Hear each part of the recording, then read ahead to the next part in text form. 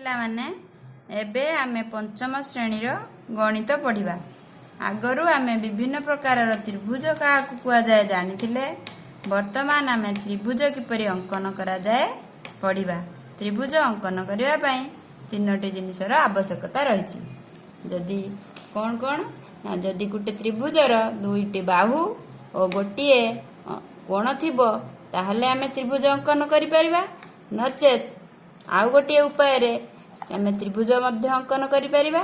कोण ना जदि त्रिभुजर दुईटी कोण और गोटे बाहु थिबो तेबे भी आमे त्रिभुज अंकन करि परिबा।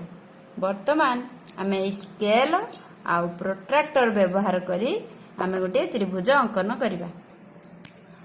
आमे जो त्रिभुजटी अंकन करिबा क ख घ दर क ख ग त्रिभुज अंकन करा जिवो। तार देछि क एटा गोटे रफ काम दर हेछि। तार क ख बाहुर दैर्घ्य देछि 6 सेमी आ क ग बाहुर दैर्घ्य 8 सेमी। आ तार जो कोण गोटे देछि क ग क ख कोण जो 75 डिग्री। आमे वर्तमान त्रिभुजटी अंकन करिबा। आमे प्रथमे कोन करिबा क ख रेखाखंड अंकन करिबा जार कि दैर्घ्य होछि 6 सेमी। 6 सेमी दैर्घ्य विशिष्ट गोटे रेखाखंड अंकन करिबा। प्रथमे गोटे बिंदु नबा तार नाम क दबा। तापरे सही बिंदुरु 6 सेमी दैर्घ्य विशिष्ट गोटे रेखाखंड अंकन करिबा।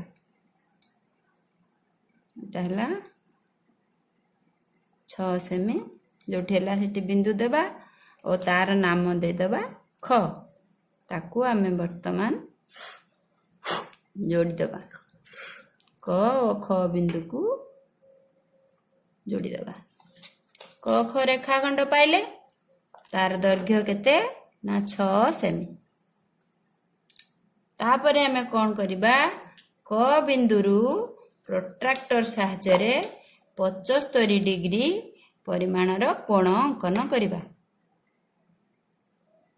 तमे कोण अंकन शिखिथिला आगुरु सेही अनुसार आमे कोण अंकन करिबा। केंद्र बिंदु को जो प्रोट्रैक्टर रो केंद्र बिंदु को हमर ए शीर्ष बिंदु सहित मिलई रखिबा और आधार रेखा को ए जो हमर बाहु ऊपरे धरी रखिबा। देखि 75 डिग्री कोठी हला एठू 0 10 20 30 40 50 60 70 70 और 80 मध्य रे जोठी अछि मझी रेखाटी सेठी हला 75 हेबो। मैं सेठी गोटे बिंदु दबा। तापरे आमे ताकू कोन करिबा एही रेखाटी को बढ़ेई दबा। बढ़ेई देले तापरे आमे कोन करिबा ग बिंदु केपरि पाइबा। क ग र दैर्घ्य केते आमे जानले 8 सेमी।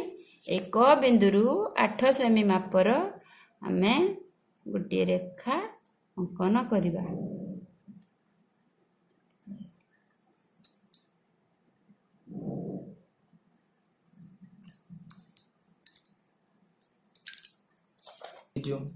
क बिंदुरु ग आड़कू आमे कोन करिबा एठी ग बिंदु नबा।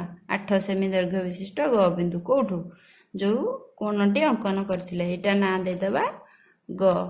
आर क ग र दैर्घ्य केते हला क ग र दैर्घ्य हला 8 सेमी। आमे वर्तमान पाई गेले दुईटी दैर्घ्य और गोटे दुईटी बाहुर दैर्घ्य और गोटे कोणर परिमाण। कोणर परिमाण हला 75 डिग्री। कोणर परिमाण 75 डिग्री और क ग बाहुर दैर्घ्य 8 सेमी क ख बाहुर दैर्घ्य 6 सेमी। वर्तमान आमे कोन करिबा ख और ग को जोड़ी दबा। वर्तमान आमर दुईटी बाहु और गोटे कोणर परिमाण थिले आमे एही परि त्रिभुज अंकन करि परिबा। तापरे आमे आउ गोटे उपाय रे कोन ना दुईटी कोण और दुईटी गोटे बाहु थिले आमे त्रिभुज अंकन करिबा।